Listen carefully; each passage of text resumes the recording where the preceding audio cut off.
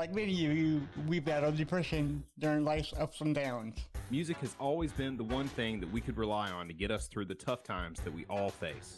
Follow us on our journey as we discuss the healing power of music, Interview bands, break down genres, review band biographies, and more. This is the When Words Fail Music Speaks podcast with Blake Mosley and James Cox.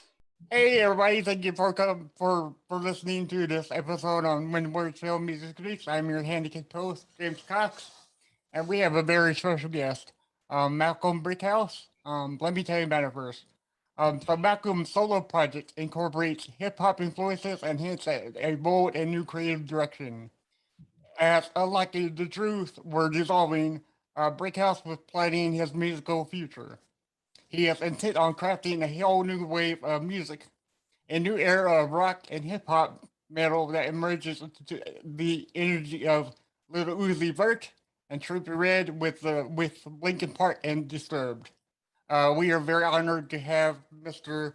Malxom Brixkhouse. Hey, Malcolm, how are you doing today? I'm good, and you? All right. Yeah, man.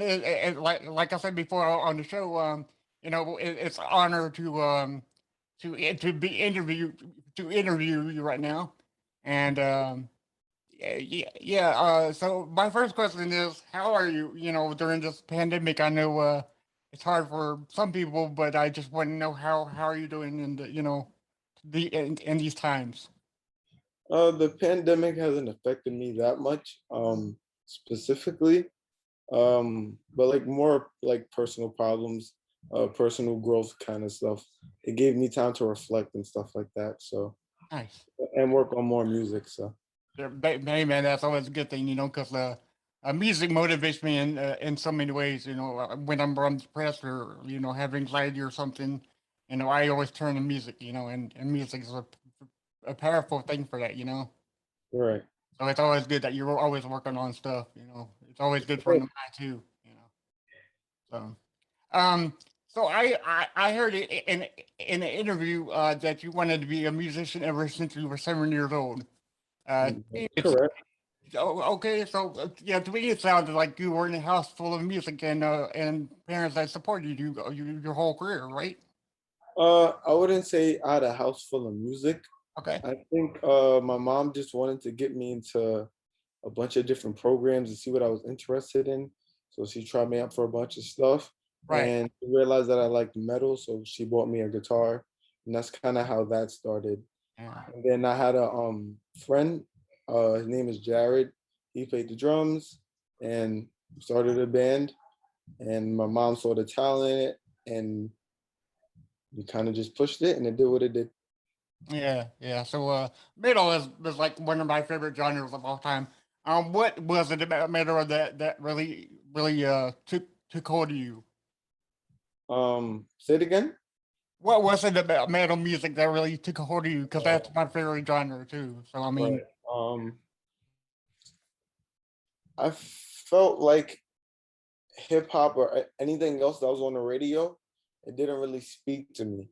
It sounded like cool, but like listening to metal, I don't know. I feel like I was always like a dark kid for some reason. I think I was just born like that. I was right. like, I'm just always into like, I don't know, like when I watched wrestling, I was into like the Undertaker. Like I just like dark Dude, stuff. I don't know. I guess it's like a little thing with being sad. It's like I don't know. It's like a weird thing. I don't know. And metal music just like spoke to me. I don't know. It just felt right. right, yeah, man, you're speaking my language because I love wrestling the most, and Hmm. I found that the Dark Ministry Taker really, Right. really took to me too because like you, I kind of like that dark stuff, back when I was a teenager, but nowadays I just listen to everything, Right. yeah. Um, so what other than the metal, did any other genre speak to you at age 7 to become a musician? Say it again. Besides metal, did any genre of music really speak to you becoming a musician? Because at age 7, Uh, Not really. No, only metal. metal. Um, yeah, that's because my mom bought me the guitar, so I learned how to Oh, play. okay. Yeah, You know, yeah, yeah. So what kind of guitar was the first guitar? um, it was a Toys R Us guitar at first. Nice. That's what Yeah. it starts with. Yeah. And then I got like an Ibanez, and then an ESP, and then I got an ESP endorsement now. So I stuck with ESP. Hell yeah, dude. Right on. Yeah, yeah. Those endorsements are are such a good thing, for music Yeah, nowadays. So, um, what? Okay. So, you live in New York City, correct? correct. All right. So, what is, and what was the music scene back when you were growing up, as opposed to what it was before the pandemic, or Um, or did it change at all? it didn't change at all. Okay. Still just trap music usually. Okay. You know. Did you go to a lot of concerts as a kid, or like did? Uh, oh, as a kid, yeah, I went to a million concerts. My Okay, yeah, parents took me to so many concerts. But then even like with the Unlocking the Truth thing when it blew up, I got to meet all my favorite bands. So I was always at concerts. right, yeah, So, yeah, nice. So, meeting bands, meeting band members, who all did you meet? Because I've been to a lot of concerts too, and I met a lot of musicians. I've literally met every single band that I grew up listening to. Oh, Like nice. I can't name a band maybe like I haven't met Linkin Park. Right. Yeah. Um, I haven't met all the members of Slipknot. But I've met like Disturbed. We went on to our Marilyn Manson Slash, like Guns N' Roses, Yeah. like Metallica, like pretty Oh, much everybody. Like wow. Okay. Nice. Nice band. Yeah. I, I, I've been wanting to go to a Metallica concert like forever and a day, and I just haven't went to. Yeah. yeah. I've heard they put on the best concerts ever made. You know. So, Uh, I don't know. I'm not really a fan of concerts anymore. I'm oh tired of yeah, like being at them. But yeah. it's a cool experience though. Oh yeah, yeah. Okay. So I asked your dad already. Okay. So um. Would you tell our listeners how the previous band Unlocking the Truth was formed? Um, so I was playing the guitar and um a family friend they wanted me to have like friends because I'm like an only child. So they used to bring my friend Jared over and he played drums at church already. So I was listening to metal and I got him into metal too. And we just started, like playing band just like little kids would wrestle. Like it was just like for fun. Right. Um and then, one day my mom like heard a song we were making and she was like, "Is that your own song?" And it was, and she was like really impressed. So then she started taking it serious. And we had like a lead singer at that time, but he like it was for like a very short period of time. Right. Because then then we had the bassist, then we were in Times Square. But yeah, that's the beginning of how Unlocking the Truth started. Nice. Yeah. Well, yeah. I mean, that's perfect. Perfect. So listening to the album Chaos, it sounds to me like you were heavily inspired by metal. Right. Mostly Slipknot. Would that be the? Would That's that? cool. Okay. I don't know who I was trying to imitate at that time. Right. I listened to a whole lot of metal, and I felt like a lot of pressure to make heavy music. So like, um, I just made like the heaviest music I was comfortable with. Like I'm not into like extremely heavy music, but like I just wanted to make like a little scene and a little dent in the rock world, you Right. know? Yeah. Well, see the way that reminded me of Slipknot and the album Chaos was because of the double pedal of the bass. You know, Right. the, And our previous drummer, he's just a crazy drummer. Like right. he's just like extra talented. And he's Like amazing. I, Yeah. I I think he was like the most talented at his instrument in the group. Oh wow. Yeah. Yeah. Well, see, but man, the guitars were such a heavy sounding guitars too. So that instantly reminded me Yeah. of that too. You know. And I also have to give credit to Johnny K. That's the producer. He's Yeah. produced bands like Megadeth, Disturbed, Finger 11, so like he was a big part of the way it came out. So Nice. Nice. Well, he did an excellent job. Just 'cause you and you and your drummer. Yeah. Yeah. Okay. Okay. So mental health is so important nowadays. And it's a good thing to end on something sooner than later. I heard that the parents thing, parts of them got in the way of the ins and outs of the band. Would that be true, or was there another reason why unlocking the truth disband? um personal differences. Okay. Oh, okay. I think that's like the easiest way to put it. They Right. just go in their own directions, Right. growing up, different priorities, different experiences. Yeah. That's the best way I could put it. Nice. Okay. Well, yeah. Yeah. I mean, that's fair enough to say. So Yeah, but I'm still friends with both of them. nice. Okay. So like there's no like bad blood. Right. There's no pure I, hatred. I just continue to want to do the metal part. Like I'm just that's it. I'm just passionate for that. So Right. Right. Oh, and I guess they weren't having to.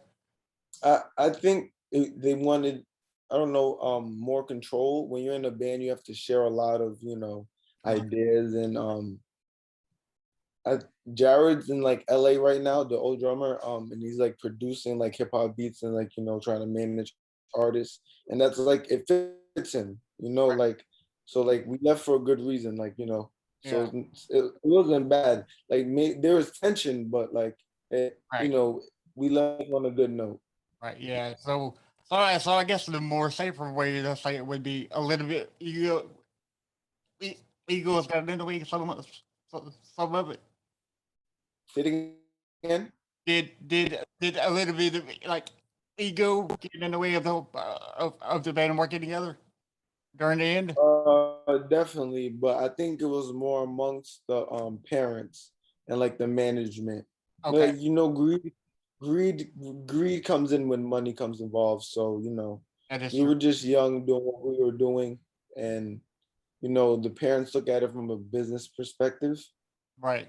So I think that's kind of what ruined it.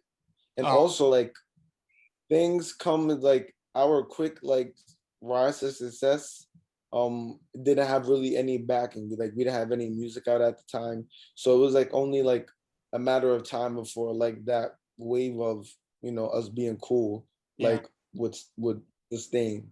Yeah. We Yeah. just weren't prepared for it. Right. So, so when you okay, so in Unlocking the Truth, you were the songwriter for that band, correct? Mainly I was the main songwriter, yeah. Oh, okay. All right. So okay. So since you said that, I guess the writing for Unlocking the Truth and your solo project didn't change because you were the No. writer. No. Okay. So it's Yeah. okay. The first album was recorded by Johnny K, and I literally studied everything in home studio, and everything I do now is from my home by myself. Right. But I still write all the music. Right. I guess that would be the better way to do it because you answer to yourself. You don't have to Right. check with anybody else. Which is The only bad side about that is that I really don't like collaborating with people, and it gets pretty lonely, and you can kind of go crazy like just listening to your music. You like overjudge it, and then like you think it's right. bad, and it's really not. You're just like by yourself with these sounds just bouncing back and forth, mixing all the music. Like it's hours of work. Like that's the only downside, but I do enjoy that I don't have to ask somebody else if they like all the hard work I already put into the song. Right. Nice. Nice. That's well put. So knowing that you said that overthinking things, I watched your YouTube music video on Rapture, and I think it's amazing how you incorporated hip hop and metal together.